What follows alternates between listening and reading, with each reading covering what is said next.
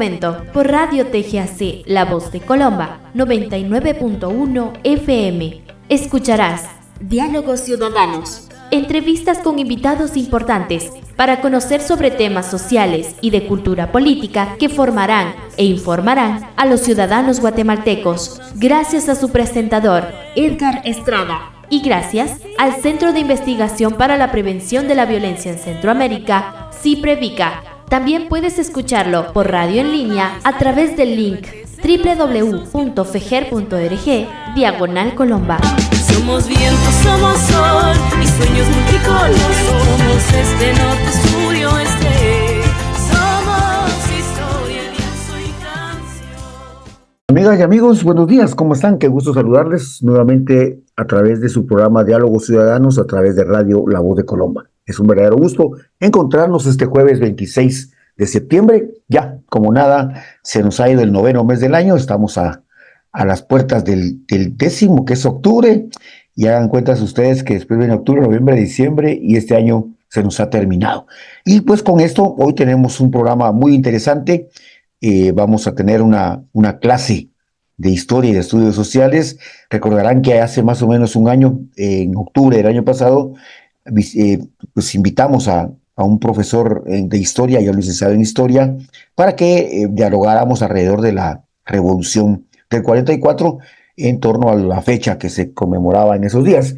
Hoy, tal vez un poco tarde nos dirán, pero vamos a hacer algunas reflexiones en torno al tema de el 15 de septiembre, qué fue lo que pasó, cómo entenderlo ahora y sobre todo a partir de cómo educar a las niñas y a los niños con sentido ciudadano a partir de la conmemoración de estas fechas.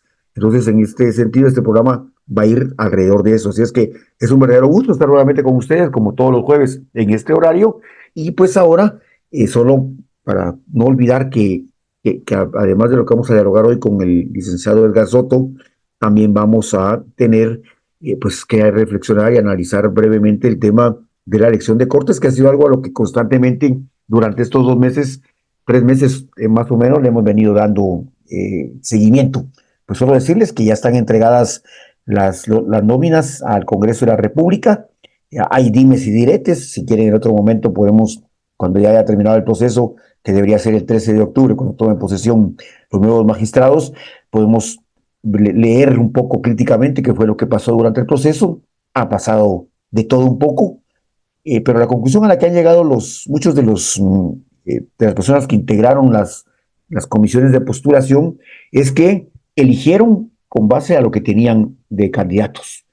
Efectivamente, hay buenas noticias. Muchos que tenían antecedentes de corrupción o que tenían algunos, antecedentes, básicamente quedaron fuera. Muchos y muy connotados, eso es bastante bueno, pero bueno, ahora, como lo decía uno de los comisionados, un presidente, Arévalo, el doctor Arévalo, decía que también es verdad que había intereses que ya venían construyéndose y que al momento de tomar decisiones, pues los votos hacia uno o hacia otro, pues ya estaban bastante determinados. Pero bueno, amigas y amigos, se cumplió el plazo, las 2 comisiones entregaron los listados y ahora ya corresponde al Congreso, entre esta semana y la otra, agendarlo y pues tomar la decisión de quiénes serán los magistrados, tanto de la Corte Suprema de Justicia, y hoy precisamente se vence el plazo en el que se podían interponer algunos recursos para que la propia comisión o, si fuera un órgano jurisdiccional, puedan conocer. Así es que de esta manera comenzamos el programa hablando de algo que está en la coyuntura de este país, que es la elección de Cortes, y pues tal vez ustedes puedan enterarse de lo que está pasando también en Naciones Unidas alrededor de la reunión de los presidentes.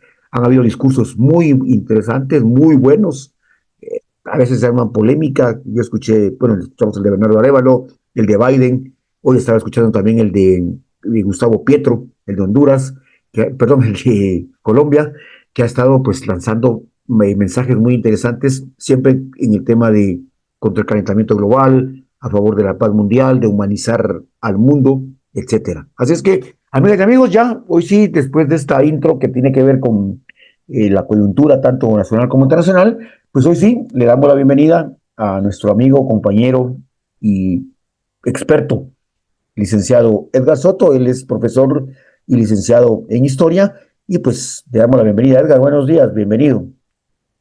Gracias, buenos días. Qué bueno estar otra vez aquí con todos y todas, compartiendo un poquito este espacio y pues sí, tratando de también compartir un poco de estos aprendizajes y experiencias que vamos adquiriendo en el camino.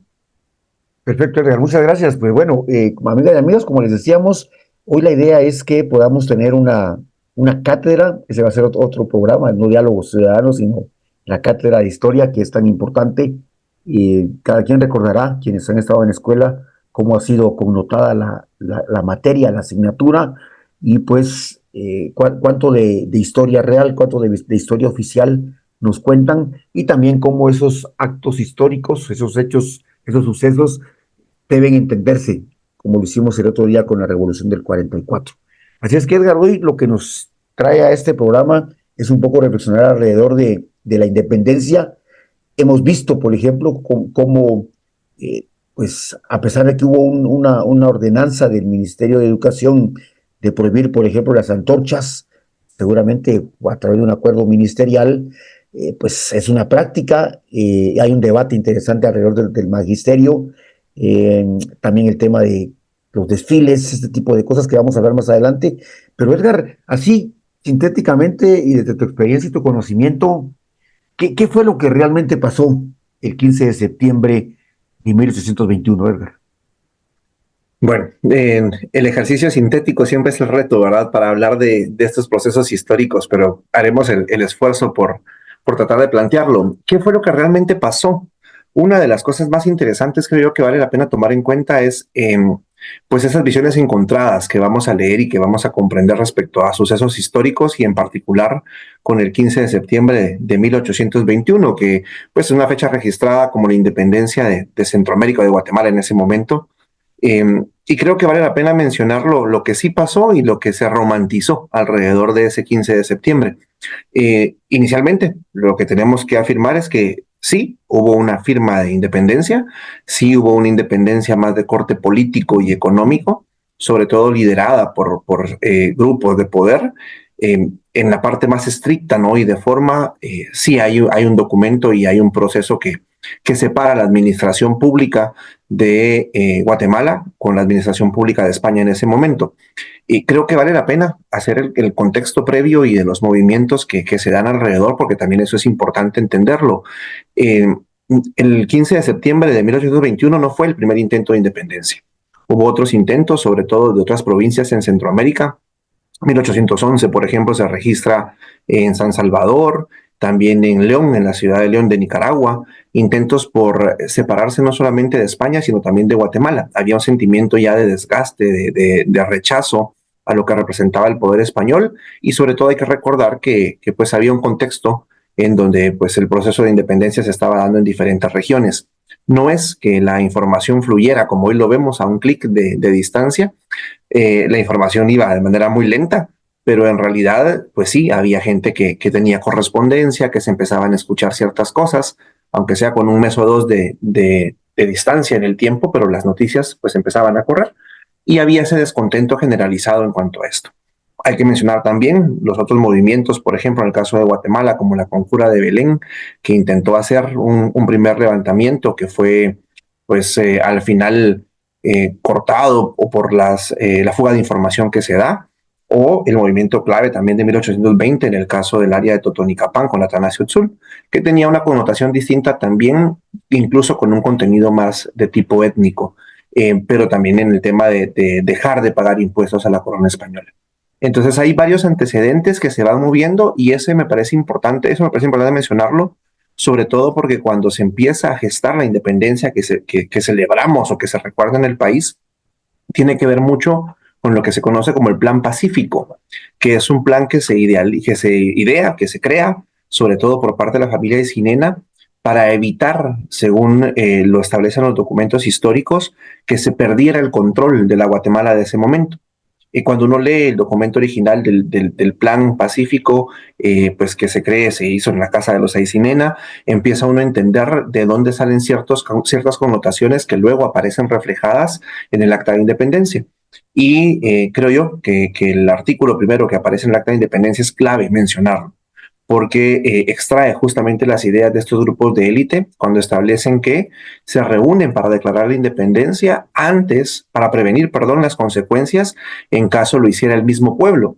En ese sentido, entonces, lo que vemos es que hay una organización de estos grupos de poder que representaban la iglesia, el poder político, el poder del ayuntamiento, las familias más emblemáticas de Guatemala, y que entonces se organizan para evitar que el mismo pueblo haga un levantamiento popular y que eso les lleve en alguna medida a perder el control que podía mantener en ese momento.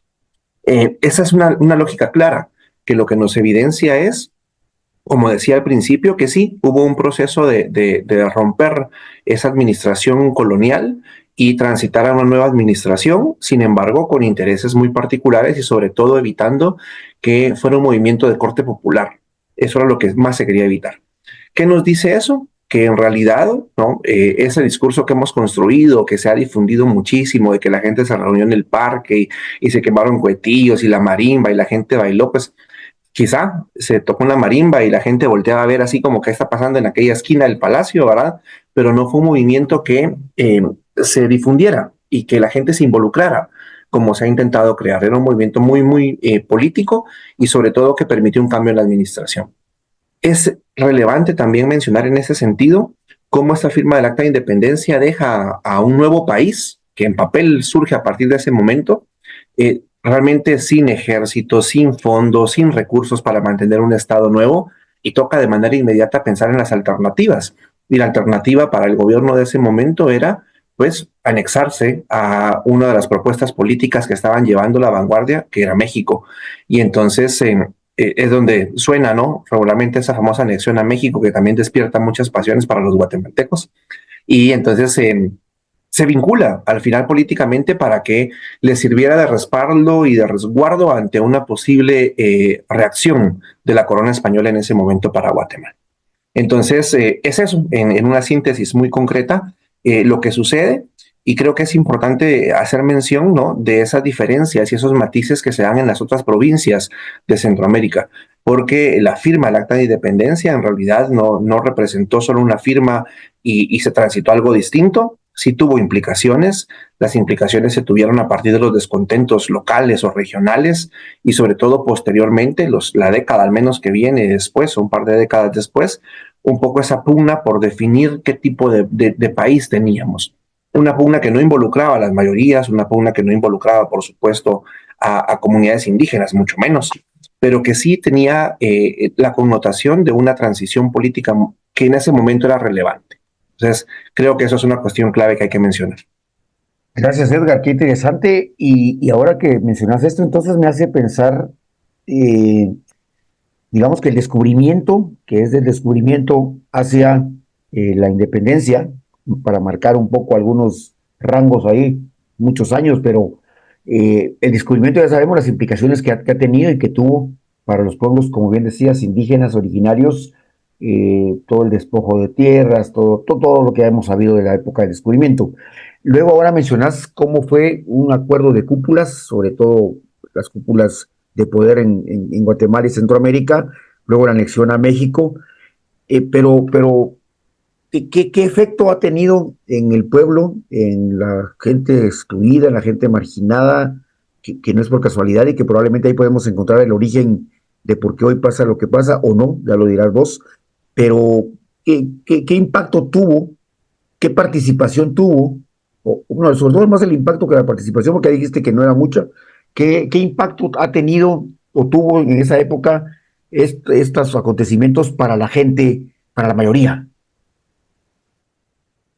Bueno, creo que es importante justo esa pregunta también para entenderla.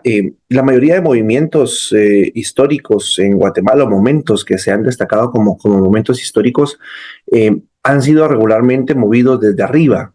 Y eso nos deja reafirmar nuevamente que la participación popular ha sido poca, salvo algunos sucesos trascendentales. Justo, como mencionabas al principio, hablábamos el año pasado sobre la revolución, que tiene una connotación, sí, un poco más de participación amplia y de otros sectores, pero haciendo referencia, por ejemplo, al 15 de septiembre, si queremos hacer referencia a otros momentos como la misma fundación de la República que se da en el régimen conservador, realmente vamos a ver que son decisiones, acciones que se van a ir tomando siempre desde grupos de poder. Y sobre todo el pueblo va a recibir como una cuestión desde arriba las legislaciones nuevas, los mandatos nuevos del gobierno, y que entonces toca acatar y cumplir como parte del proceso de esa conformación de los estados nacionales, sobre todo durante todo el siglo XIX, pero que no hay un involucramiento directo. Y regularmente, lo vamos a ver en todos los espacios, cuando sí se involucra a la población, lo hacen de una forma en la que se suele pues sí, en alguna medida manipularse por parte de los sectores de poder o sin una claridad política o un norte político. Los levantamientos populares, por ejemplo, de campesinos que se dieron, e incluso si regresamos al periodo colonial, los denominados motines de indios, en esa connotación que le hace Severo Martínez, fueron muchos en contra de la parte, por ejemplo, de la explotación, pero no había una connotación política, no había un norte político, sino únicamente era el rechazo a ciertas acciones. Y entonces le dejaban las directrices políticas a estos grupos de élite. Sumamos, nos involucramos, hacemos fuerza en la toma de un momento histórico del poder político, por ejemplo, pero no había una connotación más amplia de esa participación. Y tiene mucho que ver con lo que bien mencionabas, cómo la población tenía ciertas características en donde pues, el interés político o el entender las dinámicas del gobierno estaban fuera de los intereses de la población en ese momento. Había una necesidad inmediata que ha sido la constante en la historia de Guatemala, que la subsistencia, que es el intentar sobrevivir en un país que ha sido sobre todo bastante desigual. Y creo yo que estos momentos que bien mencionabas, que pueden considerarse como hitos históricos, lo que han ido haciendo es profundizando esas desigualdades sociales y sobre todo dejando fuera a muchos sectores de la participación política y la posibilidad de toma de decisiones como ciudadanos y ciudadanas. Algo interesante que hay que rescatar también es cómo ese siglo XIX empieza a conformar un concepto de ciudadanía que tiene que discutirse muchísimo, pero que ya se empieza a hablar entonces del ciudadano que pertenece a un Estado-nación que representa a Guatemala en ese momento, pero que pues siempre va a tener ciertas exclusiones, ¿no? Y que lo vamos a ver hasta muy entrado el siglo XX, donde ya se empieza a tener una connotación de la ciudadanía plena y amplia, vinculada al territorio y vinculada al ser guatemalteco como tal, sin condicionantes. Pero en realidad, cuando lo vemos, pues sí ha permitido transiciones políticas, sí ha habido cambios en las estructuras del gobierno, en las estructuras económicas, pero estos cambios no han llegado a impactar y mucho menos a beneficiar a las poblaciones más amplias en nuestro país. Buenísimo, Edgar. Gracias, amigas y amigos. Estamos en Radio La Voz de Colomba, en su programa Diálogos Ciudadanos, esta mañana dialogando con el licenciado Edgar Soto alrededor de el acontecimiento histórico de la independencia, y ya nos ha contado un poco el contexto. Luego también ya hemos dialogado sobre qué es lo que ha ocurrido, el efecto o el impacto que ha tenido en la población, en la mayoría y en los pueblos indígenas en términos generales, porque esto es parte de toda una carrera para conocer la historia y comprenderla de mejor manera. Pero Edgar, ¿cómo 203 años después estamos celebrando? O sea, ¿qué celebramos 203 años después? Digamos, o sea, tan profundo y de tanto beneficio fue como para que las generaciones ¿no? que hoy están en una escuela primaria, en una preprimaria o en un básico diversificado, sigan celebrando de la manera como se celebra. ¿Hay consonancia en eso, Edgar, o pasa algo por ahí? Bueno, yo creo que ahí es importantísimo también mencionar cómo la creación de los estados nacionales tiene una doble implicación. Por eso se habla de Estado-nación. El Estado en la forma más estricta, legal, que podemos encontrar en definiciones que tenemos, y la parte de la nación que tiene que ver más con un sentido de un modelo o de una idea de comunidad que se va generando. Entonces, las nuevas naciones que surgen a partir del siglo XIX van a ser todo un ejercicio por construir ese sentido de nación y por generar, por ejemplo, elementos de identidad. En el caso de Guatemala, los vemos que constantemente se han ido renovando, cambiando, se van instaurando de manera más rígida en algunos casos, en otros momentos de manera más flexible. Y entonces lo que llega a nosotros hoy, 203 años después, como mencionabas, en esas celebraciones y en estas connotaciones del 15 de septiembre, ya no es el análisis del 15 de septiembre como tal, sino lo que se ha construido alrededor del 15 de septiembre. Y entonces los elementos identitarios en un ejercicio muy interesante que hemos tenido oportunidad de ir haciendo con algunos maestros y maestras, cuando se hablaba de qué nación o qué país celebramos o de qué celebramos el 15 de septiembre, la gente hacía mucho énfasis en, ay, es que el desfile tan bonito, ay, es que el baile folclórico, pero ya está desvinculado incluso de esa connotación histórica como tal que el 15 de septiembre podía representar. La gente asocia a la fecha a ciertos elementos identitarios, por ejemplo, la bandera, que la gente se ofende muchísimo si alguien llega a dañar una bandera, a agredir una bandera, si la llegan a manchar, a ponerla de un color distinto. Y es el reflejo de una identidad construida a partir de los esfuerzos de estos grupos que han ido construyendo estos elementos de identidad. Uno de los éxitos más importantes que estas construcciones de los estados nacionales tienen es que logra calar en la población con estos elementos de identidad. Si revisamos cada país, tendrá algún elemento en el que se identifica, algún ícono que tiene, algunos héroes, por ejemplo, que los han logrado sobresalir, sucesos. Y en el caso de Guatemala, pues fue necesario hacer esa construcción. Los gobiernos liberales, sobre todo, ya para la segunda mitad del siglo XIX, hicieron todo un esfuerzo por colocar a los íconos, a los líderes, a los modelos de vida y a estos elementos identitarios que nos permiten en buena medida identificar o que le permiten a la población identificarse. Entonces, en realidad, ¿qué se celebra? Yo creo que la gente reproduce hoy más el ícono o la representación de algo y no en realidad lo que ese 15 de septiembre pueda significar o pudo haber significado o no en ese momento histórico particular. Ya, perfecto, Edgar. Y para un poco profundizar en esto de los elementos que mencionabas, y yo tengo por acá una lista de varias de estas acciones que se desarrollan alrededor de suponer, porque al final de cuentas a las niñas y a los niños, más allá de lo que acabas de contarnos, a las niñas y a los niños sí se les vincula con la fecha y con la conmemoración de esa época de hace 203 años. Por ejemplo, yo mencionaba el tema de las bandas, los desfiles, las antorchas, los actos cívicos, entre comillas cívicos, los mercaditos. Esta cita que voy a hacer, quiero remarcar bien dos palabras que tengo entrecomilladas. Las niñas y los niños disfrazados, entre comillas, con trajes típicos, también entre comillas, porque cada cosa tiene su propia connotación. Realmente no es disfraz ni tampoco son trajes típicos, pero bien decís que son connotaciones, son intentos de conectarlo con la identidad y para que la gente pueda aferrarse a algo, pero que además también está bastante tergiversado por el conservadurismo, por las ideas coloniales. Es así, ¿verdad? ¿O no? Claro, claro, por supuesto. Justo esa lista particular que hacías, creo que es importante entender. Hablemos de las antorchas por hacer una mención inicial y no meternos de lleno a los temas más complejos. Efectivamente, la antorcha tiene un origen histórico. La gente lo que busca es recordar o rememorar esa transición o ese paso que hizo el Acta de Independencia cuando sale de Guatemala y se envía el correo y las misiones a los países de Centroamérica. Incluso desde la segunda mitad del siglo XX, si no estoy mal, fue en 1959, se inicia con una relación entre los países centroamericanos para hacer la antorcha centroamericana.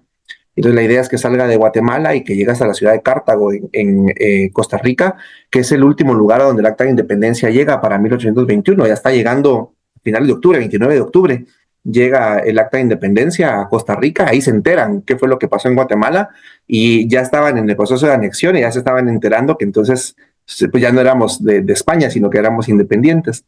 Entonces lo que hace la antorcha en ese momento es recordar ese recorrido y entonces el fuego representa el Acta de Independencia, el sentido de libertad, etcétera, ¿no? que se transita entre una región y otra. Hubo un auge interesante y un esfuerzo interesante ya luego de la firma de los acuerdos de paz, en que estas antorchas sustituyeran sobre todo los desfiles que tienen una connotación más militar.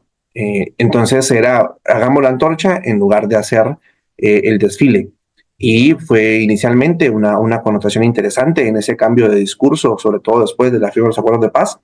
Sin embargo, nuevamente esa tergiversación que se da y ese perder el sentido que tenemos este año. Por ejemplo, en Guatemala tenemos que lamentar la muerte de un par de personas alrededor de estas celebraciones cívicas y cómo se empieza a perder el sentido de un verdadero sentimiento ciudadano que podría ser lo que en su momento representó esto cuando se intentó llevar a cabo. Creo que ese es el ejemplo de cómo se va perdiendo o se va desconectando una acción que tendría una vinculación histórica con lo cotidiano que se mantiene y que se hace solo porque sí, y se va perdiendo el contexto de las cosas. Eso creo que es un punto interesante. Entonces, la gente lo critica y con razón, ¿verdad? Del decir, bueno, si hacemos ciudadanía, si esto es hacer patria, la basura, el desperdicio de agua, la agresión entre unos y otros, pues lo que menos tiene es un sentido ciudadano y un sentido de respeto por los connacionales. Creo que esa es una idea sumamente importante. Pero quiero contraponer una idea más adelante en cuanto a por qué los defensores de este tipo de espacios lo mantienen. Pero bueno, lo dejo ahí en el tintero para seguir un poco en el tema de las bandas y los desfiles y marchas. Esto es una herencia militar. Es una herencia militar, es una herencia que viene sobre todo de estos gobiernos de cortes dictatoriales.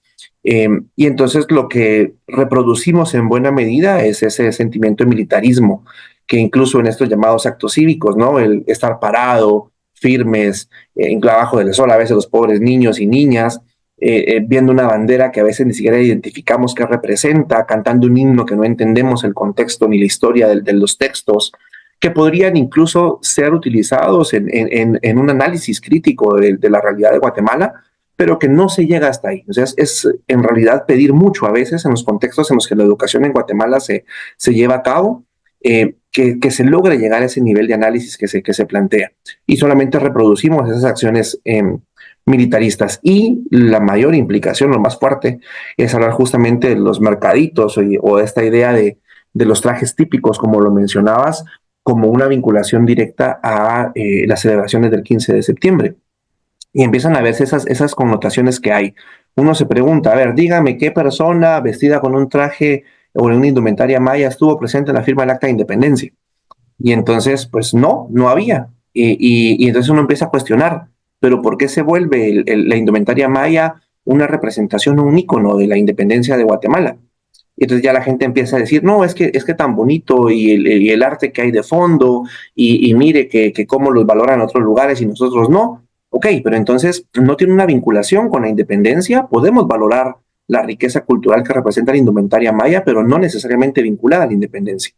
Y entonces empiezan a generarse esos íconos y para el 15 de septiembre todo el mundo quiere vestirse con indumentaria maya, pero es algo interesante porque de fondo hay una carga bastante fuerte de racismo, de discriminación. Yo he hecho el comentario en algún momento en que uno visita, por ejemplo, ciertos lugares que decoran para el 15 de septiembre y ve el traje regional ahí pegado, bien bonito, y les gusta y les llama la atención, pero cuando lo vemos en la persona real, en la persona de origen maya que lo porta con orgullo, ahí ya no nos gusta, porque entonces representa otras cosas. Pero me gusta el traje, no me gusta la persona que lo porta.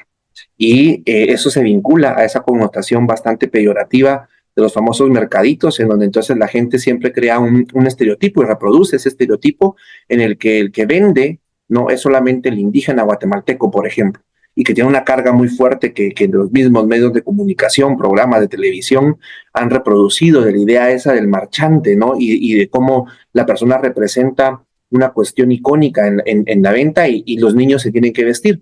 Y sobre todo, hace años se escuchaba mucho más venir disfrazados de inditos. Esa era la frase exacta que colocaban los maestros. Y entonces toda la carga que había alrededor. Hoy poco a poco el lenguaje se ha cambiado. La gente entiende un poco que ese tipo de frases pues sí tienen una connotación negativa, pero siguen insistiendo en la práctica de venir, ¿no? Vestidos con una indumentaria que quizá todo el año no me representa, que todo el año yo la discrimino, la rechazo, y entonces regresamos a esos elementos de identidad que la nación contiene.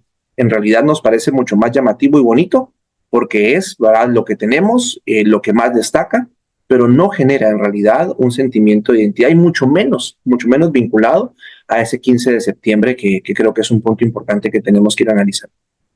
Buenísimo, Edgar. Muchas gracias, amigas y amigos. Vamos a aprovechar este momento para ir a la pausa comercial del medio tiempo y al regresar continuamos este diálogo interesante con Edgar Soto alrededor de el 15 de septiembre. Ahora vamos a pasar a qué deberíamos hacer para verdaderamente desarrollar ciudadanía a partir de la coyuntura y la historia también que ha vivido este país. Así es que, amigas y amigos, no pierdan la sintonía de Radio La Voz de Colombia, que ya regresamos en un momento. Amigas y amigos, estamos de vuelta en Radio La Voz de Colombia, en su programa Diálogos Ciudadanos. Esta mañana reflexionando con Edgar Soto alrededor de la conmemoración del 15 de septiembre y el acontecimiento histórico para entenderlo de una mejor manera y también la manera como se ha celebrado y cómo pues, se recuperan o se mantienen ciertas características, condiciones relacionadas con la colonia, relacionadas con el militarismo y pues que al final de cuentas pues lo que merece la pena es ser considerada de una manera más crítica para poder mejorar las condiciones, porque yo decía una frase hace unos días, ¿y qué culpa tienen las niñas y los niños, digamos? De que los paren a hacer eso, de que los pongan. Al final de cuentas sí genera alegría y alboroto y eso, pues cuando también la educación es muy, muy formal y muy autoritaria, para ir a correr, ese tipo de cosas puede ser muy motivante. Pero bueno, Edgar, para continuar, amigas y amigos, vamos a preguntarle entonces a nuestro experto en la materia, Edgar, como ciudadanas y ciudadanos, ya hablando de la época actual, ¿cómo debemos entender críticamente la historia de Guatemala en general? Y te puedo mencionar 15 de septiembre, 12 de octubre, 20 de octubre, el conflicto. ¿Cómo debemos, porque se habla mucho de una lectura crítica, se habla mucho de la lectura de la historia real y la historia oficial? Entonces, ¿cómo deberíamos tener un mejor ojo, ser más observadores para poder entender esos acontecimientos históricos ahora? No, retomar justo una idea que dejé en el segmento anterior ahí en el tintero y que mencionabas muy bien ahora. Una de las cosas que más se dialoga y que me parece a mí una mirada muy interesante de los maestros, maestras y padres de familia, los ciudadanos en general que insisten en la celebración del 15 de septiembre, es cómo esos espacios representan pues, momentos de esparcimiento para la población. En un análisis que hacíamos, una maestra decía, mire, pero es que cuando se hace el baile folclórico, llegan los papás, hacen su esfuerzo, los niños visten orgullosos la ropa que les compraron, y es un momento bien alegre, bien bonito, que no se puede vivir en otro momento, ¿verdad? Que solamente ahí. Y entonces les decía, bueno, qué interesante pensar que la escuela no tiene la capacidad de ofrecer otras alternativas para actividades extras que los niños y niñas puedan hacer. Y que entonces vemos esta actividad como la única para hacer todo. Celebramos la independencia, pero además hacemos bailes, pero además rescatamos tradiciones. Y todo ese tipo de elementos tiene, por supuesto, una carga y una realidad que es que las escuelas, el sistema educativo, la sociedad en general, no ofrece actividades de esparcimiento, de recreación para los niños y las niñas. Y entonces lo vinculamos específicamente a el 15 de septiembre y entonces ya tiene una carga distinta, ¿no? Yo les proponía a ellos, a ver, ¿por qué no hacer, por ejemplo, el Día de las Tradiciones de Guatemala? Y entonces ahí en ese momento sí representar bailes, hacer alguna otra cuestión con un análisis crítico muy profundo. Entonces les proponía, vean, vamos a presentar una pieza de marimba. Analicemos, por ejemplo, al compositor, al origen de la pieza y no solamente bailarla porque sí, hagamos una formación más a profundidad, porque efectivamente, pues, los compositores y las piezas de marimba guatemaltecas tienen mucha tradición y muchas cosas que pueden difundirse y valorarse dentro de la historia de Guatemala. Eso por mencionar un poco esa justificación. Yo recuerdo mucho una publicación que leí en redes sociales de una alumna de la universidad, actual docente, que me pareció sumamente interesante mencionarlo porque ella lo hablaba en primera persona y decía, yo pertenecía a una banda escolar de un establecimiento público y como parte de esa banda escolar yo puedo reafirmar que no es lo mejor, que no es lo que debiésemos hacer, pero que yo como estudiante recuerde fue uno de los momentos que más emotivos, que se vivieron de mejor manera, porque no se ofrecen otras cosas. Entonces decía, es cierto, tenemos que tener una mirada crítica de estas tradiciones, de estas realidades, pero también tenemos que entender que en la mayoría de contextos son los únicos espacios y momentos para hacer algo diferente. Y eso creo que tiene que ser también una mirada que nos lleve a un punto de equilibrio, si es que es posible en una situación que puede ser a veces muy álgida, pero también pues, valorar ese tipo de situaciones. Y creo también que no podemos nosotros confundir el reproducir fiestas patrias como este 15 de septiembre, por ejemplo, o que la gente quiere hacer muchos desfiles el 30 de junio para recordar la llamada reforma liberal, hoy el Día del Ejército, como se le colocó. No podemos únicamente rechazar estas acciones sin hacer una propuesta al lado. Y hay una cuestión que es interesante y es que necesitamos incentivar en nuestra población, sobre todo niños, niñas, adolescentes, jóvenes, el amor por aquello valioso que sí tiene el país. Y entonces hay muchas cosas. Una de las cosas en las que compartimos, por ejemplo, un sentido común es en lo valioso de los elementos geográficos, naturales. Toda la gente se maravilla por esas cosas. Y el cuidado del medio ambiente, por ejemplo. Entonces tenemos que aprovechar espacios como estos que nos permite el sistema para ir colando también una reflexión crítica acerca del cuidado del medio ambiente, acerca del cuidado de la naturaleza, del daño que se ha hecho, por ejemplo, a la selva en Petén, la expansión de cultivos de palma africana que han deteriorado la selva, pero que valoremos eso que sí es nuestro, las tradiciones, las leyendas de nuestro país, pensar en ese rescate de la tradición oral que ahora cada vez se pierde más por la influencia de otros elementos culturales que llegan a través de las redes sociales y medios de comunicación. Y creo yo entonces que sí podemos aprovechar el contexto con un sentido diferente. Entonces creo que es un papel fundamental el que la escuela puede tener en hacer la mirada crítica, pero también para aprovechar los momentos en los que se pueda hacer conciencia, compartir, generar espacios de convivencia que tanta falta le hacen. Creo yo que en esa idea de la historia oficial versus historia real o historia crítica, como se le quiere llamar, también dentro a veces una pugna bastante política que termina arrastrando a niños, niñas, sobre todo en el sistema escolar, y creo yo que vale la pena una revisión desde todos los sectores, desde todas las posturas, para saber cómo a veces queremos instrumentalizar también estos momentos y el papel que la niñez pueda tener dentro de estas connotaciones que se buscan. Creo que es valioso el no perder de vista los procesos históricos. Mi especialidad es en enseñanza de la historia y siempre pienso en cómo hacer llegar esos estudios tan complejos que la gente escribe y a veces tan aburridos a un lenguaje más sencillo y para que la gente realmente logre entenderlo. Y las fechas como estas son momentos idóneos para poder hacer la reflexión. Pero entonces, ¿quién lo hace y quién lo promueve? Es una pregunta importante y sobre todo bajo qué parámetros, porque estamos hablando de maestros que quizá están entre los 50 a 60 años, que crecieron en regímenes militares. Hablamos de maestros entre los 30 40 años que vivieron la transición democrática y que entonces a veces no terminan de entender el origen de las cosas, y maestros mucho más jóvenes que están en un contexto completamente ahistórico y que entonces perdemos de vista muchos elementos importantes.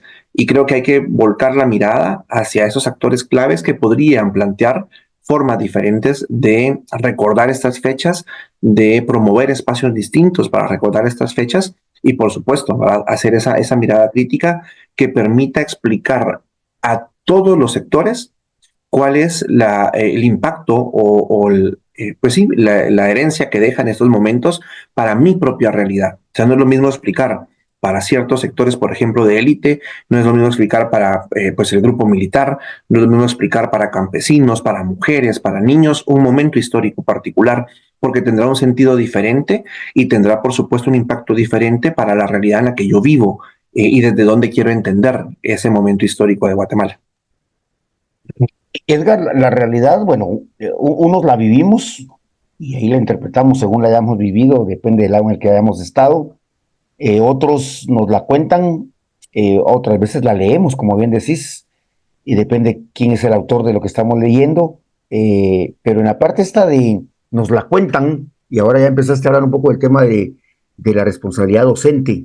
Quisiera que profundizáramos un poco en esto, porque además tu especialidad, que tienes un profesorado y también la licenciatura en historia, me hace pensar en que probablemente se ha enfatizado mucho, no sé qué tanto, tal vez un poco, pero los estudiantes que van a la carrera de la escuela de historia probablemente son profesores de enseñanza media. Entonces, y entonces ya probablemente sí o no, en básicos y en diversificado, se pueden corregir estas ideas tergiversadas sobre la historia, qué sé yo, pero en la primaria no. Y por la mayoría de profesoras y profesores, y yo siento y pienso como maestro, y ahora cuando hemos trabajado con docentes, que ahí es donde, ya no sé si todavía en básicos se pueda, porque se habla mucho del tema, Edgar, de la conciencia histórica, de la que carecemos en este país. ¿Dónde se forma? ¿Y qué rol juegan los maestros? ¿Y qué pensás de esto de primaria, básicos? ¿Cómo lo ves? Ok, bueno, es una cuestión compleja de responder y de analizar. Creo que una verdad que está ahí clara y palpable es que el sistema educativo cada vez ha reducido más y más y más el contenido histórico. Y otra cuestión es que cada vez se ha simplificado también más y más ese contenido histórico. Un poco en aras de la practicidad, un poco en aras de los sistemas educativos que se han ido implementando y de cómo se transita entre una cosa y otra, que si hoy es el contenido, que si hoy es la habilidad, sí se ha reducido en buena medida el contenido histórico. El CNB ha diluido muchos contenidos, pero también ha hecho otros un poco más eficientes, sobre todo algunas de las últimas intervenciones a nivel medio, me refiero, ha logrado hacer ciertas conexiones de algunas temáticas y sobre todo abrir la posibilidad de abordar temas históricos. Hoy vemos dentro del CNB, por ejemplo, los casos de Sepulsarco, que es una cuestión importantísima, por supuesto que está dentro, pero no siempre tenemos a docentes formados para poder abordar esas temáticas y nos topamos con contextos, sobre todo en la educación privada, donde no siempre se permite abordar esas temáticas. Ahora, en el caso de la educación pública hay una enorme ventaja y es que el docente debiese tener esa libertad de cátedra tan presente que le permita generar un pensamiento crítico. Y el pensamiento crítico, ojo, no implica el reproducir una versión de la historia porque se cuenta desde otro lado. El pensamiento crítico implica poner al alcance de los estudiantes pues diferentes relatos de un suceso. Yo creo que algo que tenemos que ir entendiendo y que es una estrategia muy, muy básica, pero que es bastante útil de entender, es cómo un suceso histórico sí tiene muchas miradas y sí tiene muchas realidades, porque va a ser pues la realidad de quien lo vivió y de dónde lo vivió que lo quiera narrar. Eso sí, es sumamente importante entender que no porque sea mi propia perspectiva, por ejemplo, para narrar un hecho, es la única o la más válida, es solamente una versión de eso. Y el trabajo, por ejemplo, de quienes construyen la historia, los historiadores en nuestro país o en cualquier parte, lo que intentan es justamente recopilar esas diferentes versiones para tratar de construir un hecho lo más apegado a la realidad posible. Entonces creo que esa es una mirada importante. Cuando a uno le dicen, yo le voy a contar la verdadera historia, entonces uno empieza a dudar y dice, a ver, será su verdadera historia, pero del hecho como tal tendremos que ir revisando otras cosas. También aquí es bien importante mencionar que esto no significa entonces que todos los discursos sean válidos. Sobre todo ahora tenemos que entender mucho que no podemos validar y no podemos tolerar discursos de odio, de racismo, de rechazo a ciertos sectores de la población que se justifican a partir de ciertas acciones que en la historia han pasado. Porque entonces se quiere hacer ver, es que ellos son de tal ideología política, es que ellos son de tal otra, y entonces no es válido. Y uno puede entender realmente cuando llega a documentos históricos construidos de manera confiable por gente experta, se evidencia, por ejemplo, el tema de las fuentes, a quién consultaron, cómo lo consultaron, cómo se construyó, y eso debiese ser un criterio para revisar ese tipo de fuentes. Y creo yo que la responsabilidad, regresando a la idea de los docentes, es mucha, pero si pensamos en los docentes de educación media que debiesen ser especializados, por ejemplo, y vemos falencias, regresamos a la parte de nivel primario, que son docentes que tienen una educación básica en realidad. No tenemos a especialistas en ciertas áreas a nivel primario porque la lógica es que puedan cubrir todo y entonces reproducen aún más las falencias y esa debilidad en conocimiento histórico. Se ha intentado utilizar mucho tiempo la idea de la historia como una cuestión adoctrinante o bien como una cuestión para formar valores. Y sí, puede tener parte de esas funciones, pero creo que lo más interesante es poder identificar al ser histórico, el ser guatemalteco, la sociedad con un origen histórico y entendernos dentro de esa variedad de sucesos que la historia de Guatemala ha arrastrado. Y en ese sentido, la responsabilidad docente es clave. Sobre todo, creo que es una reflexión que se hace constantemente. El maestro, la maestra debe entender que su espacio de clase, que su escuela, es el espacio que puede servir más fácilmente como instrumento de reproducción de las ideas que el sistema dominante quiere imponer. Y a partir de eso, reconocerse entonces como un instrumento o no de esa reproducción del sistema. Pero implica que el mismo docente cuestione su propia formación, que el mismo docente cuestione su propia realidad para luego trabajar sus clases desde ese cuestionamiento crítico. Eso lo hemos visto quizá que empieza a pasar, sobre todo en zonas urbanas del país, pero cuando nos extendemos a una mirada más amplia, vamos a comunidades rurales, vamos a algunos lugares más distantes en donde lo que se sigue haciendo es lo mismo que me enseñaron a mí, donde apenas si tengo contacto con realidades diferentes, no llegamos a esa verdad. Y entonces una queja constante, por ejemplo, es que el maestro dice, a mí me vienen a hablar del modelo y del método que funcionó en México. Y recuerdo mucho una frase coloquial de una maestra ahí en Alta Verapaz que dijo, a mí qué me importa lo que pasó en México, dígame cómo aquí en Guatemala a mí me sirve para enseñarle al niño, a la niña, a la comunidad, cómo entenderse y cómo entender lo que pasa en su comunidad. Ni siquiera llegan a pensar a nivel de país, porque necesitan solventar la realidad inmediata que está. Lo importante, el papel del maestro debiese ser llevar a esos niños, niñas, adolescentes a entender que su realidad local tiene una vinculación clara y real con la realidad o el contexto a nivel nacional y ese devenir histórico que ha conformado el país que somos hoy. Pero pues es una responsabilidad compleja que tiene que regresar la mirada de las autoridades, de todo el mundo, a la formación inicial docente, que valga la pena decir en este momento, la solución no es pasar solo a la universidad en automático y decir ahora que tengo un título universitario, sino en revisar el contenido y la forma en que eso se está trabajando. Y qué interesante, Edgar, porque ahora yo pensaba justamente en Colomba, Costa Cuca, que es el espacio, el territorio de donde se desarrolla este programa a través de Radio La Voz de Colomba, y pensaba en lo interesante que podría ser, ahora que mencionaste los niveles, lo mundial, global, pero también lo internacional, nacional, y pensar en el desarrollo de la historia de las comunidades, que a lo mejor puede ser un ejercicio interesante que yo creo que podría ayudar mucho a desarrollar un método propio, ¿verdad? Y un interés particular. Yo siento y creo que hay comunidades donde ya no se conmemora, porque eso lo hicieron los fundadores de la comunidad. Bueno, me imagino, yo pensaba en comunidades de Colombia, pero también lo pensaba en comunidades de Guatemala, donde las generaciones que ahora son segunda o tercera generación, pues ya ni siquiera saben cómo fue que se fundó la colonia, si fue, por qué razones allí, por qué no en otro lado, los ríos que había antes o que todavía hay, los ancianos y las ancianas, en fin, yo creo que me encantaría pensar en una historia más vivida, más local, sin tener, obviamente, sin olvidar de la historia a nivel macro, pero sí desarrollar un modelo de interés por la lectura, perdón, por la historia, que puede ser por la lectura o porque tenemos elementos importantes. Veíamos el ejercicio de preguntar a los docentes un símbolo que lo representa, y pues se fueron a lo clásico, ¿no? La bandera, y que si resulta que a la par de ellos hay un río, hay un molino de café, por ejemplo, que pueden ser lugares o territorios en el propio espacio físico que habitan y que podría ser connotado de una manera interesante. Bueno, Edgar, amigas y amigos, estamos ya muy cerca del final del programa de hoy. Estamos dialogando sobre cómo interpretar en términos generales la historia, pero particularmente el tema del 15 de septiembre. Y ahora terminando recién hablando con Edgar Soto sobre el tema de la responsabilidad docente.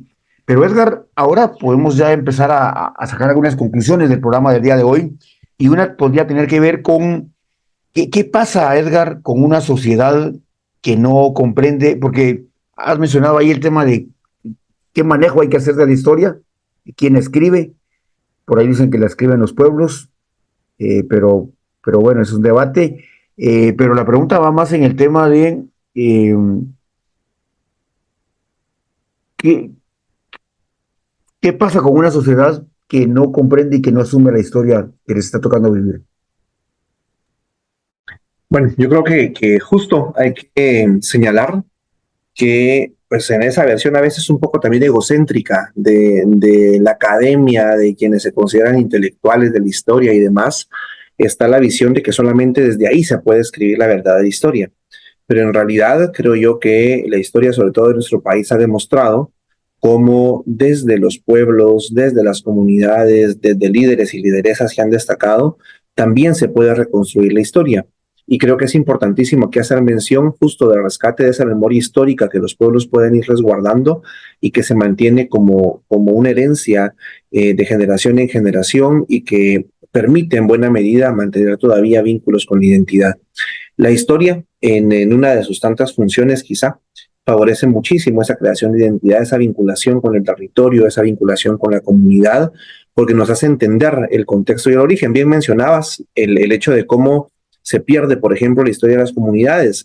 Yo vengo de una comunidad de la periferia de la ciudad de Guatemala y recuerdo, ahorita me hiciste evocar justo cómo de niño se celebraba el aniversario de la colonia. Entonces había fiestas, se elegía a la señorita de la colonia y se premiaba a la gente. Y entonces era algo muy importante porque nos evoca el arraigo a la tierra, el sentido de pertenencia a algún lugar. Y la historia en ese sentido favorece muchísimo eso. Un poco, por ejemplo, el tema que podríamos extrapolar y entender con la migración hoy. Mucha gente, a pesar de reconocerse guatemaltecos y guatemaltecas, la realidad tan desigual les empuja y hay menos arraigo. Incluso gente hoy que tal vez no tiene la misma necesidad que toda la gente a nivel de país, ve únicamente como modelo salir. Lo vemos incluso en clases acomodadas y es como, yo me quiero ir de ese país, no, yo no quiero estar aquí, no tengo ese sentido de vinculación, nada me ata a Guatemala, no me gusta. Y entonces entendemos cómo hay una constante, por ejemplo, de la construcción de sujetos ahistóricos. Tengo presente a nuestro maestro, de nosotros dos y de muchas generaciones, el querido doctor Aldana, que en uno de sus textos escribía acerca de esos elementos, acerca de las funciones que la historia tiene y la enseñanza de la historia, y él hablaba del sujeto ahistórico como una de los triunfos más importantes que se ha tenido en el sistema educativo es despojar de su conciencia histórica al ser humano, alejarle de ese sentido de pertenencia y desvincularle. Entonces es como que de repente despertaras hoy y no recordás quién sos, ni dónde estás, ni de dónde venís, y entonces eso no te permite tener el sentido de a dónde querés ir. Y entonces es una persona que pierde el contexto completo de dónde estamos hoy, el hoy, nada más. Y es donde entendemos a muchas generaciones que han perdido esa vinculación con la historia, que no se entienden a sí mismos, no entienden su contexto y que por lo tanto no encuentran ningún sentido en hacer cualquier cosa que se quiera hacer, porque todo lo perdemos en esa lógica de no entendernos, de dónde venimos y a dónde vamos.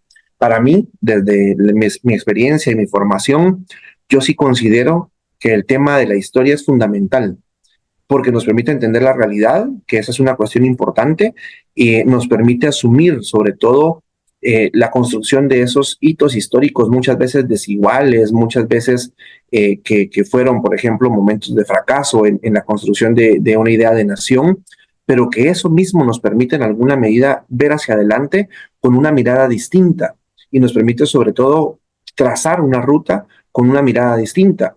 Hoy tenemos muchos esfuerzos, por ejemplo, por invisibilizar sucesos históricos que a la gente no le gusta hablar. El conflicto armado en Guatemala es uno de ellos. Cuando uno saca la conversación en algún momento es como, no, eso ya pasó, eso no nos interesa. No hay por qué seguir abriendo las heridas.